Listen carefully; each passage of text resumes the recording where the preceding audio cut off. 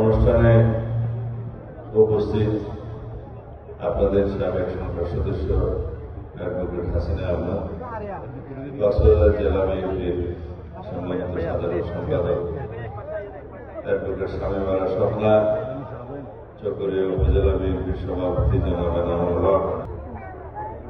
আশা করি এই সপ্তাহের মধ্যেই আগামী নির্বাচনের তফসিল ঘোষণা করবে নির্বাচন কমিশন। আমরা যেটুকু জানি, আগামী ফেব্রুয়ারির প্রথমার্ধে ইনশাআল্লাহ বাংলাদেশের এই ঐতিহাসিক বাংলাদেশের পরিবর্তনের সূচনাকারী জাতীয় সংসদ নির্বাচন অনুষ্ঠিত হবে।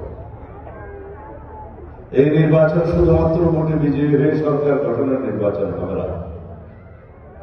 এই নির্বাচন হবে সারা বিশ্বের মধ্যে স্বীকৃত এবং প্রশংসিত একটি নির্বাচন। এই নির্বাচন জনগণই তার নিজের ভোটের পাহারা দিবে, আর কাউকে লাগবে না।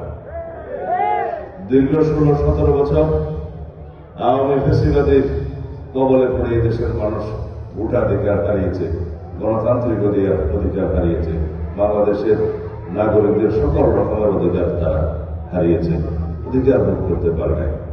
নামে মাত্র বাংলাদেশে গণতান্ত্রিক শাসন ব্যবস্থা, সাংবিধানিক শাসন ব্যবস্থা চালু থাকলেও প্রকৃতপক্ষে সবাই জানেন গণতন্ত্রের মুখোশে শেখ হাসিনা এই দেশে বাকশাল কায়েম করেছিলেন, একদলীয় শাসন ব্যবস্থা কায়েম করেছিলেন, একদলীয় রাষ্ট্র ব্যবস্থা কায়েম করেছিলেন। ফলশ্রুতিতে বাংলাদেশের জনগণ রক্ত দিয়ে শেখ হাসিনাদের পতন ঘটিয়েছে। আজকে শেখ হাসিনা তার নির্ধারিত ঠিকানা দিল্লিতে গিয়ে অবস্থান করছে। শেখ হাসিনা বাংলাদেশের অস্তিত্বে কখনো বিশ্বাস করেনি, মনে প্রাণে কখনো তিনি বাংলাদেশে অবস্থানই করেনি, বাংলাদেশের মানুষের কখনো সেবা করেনি।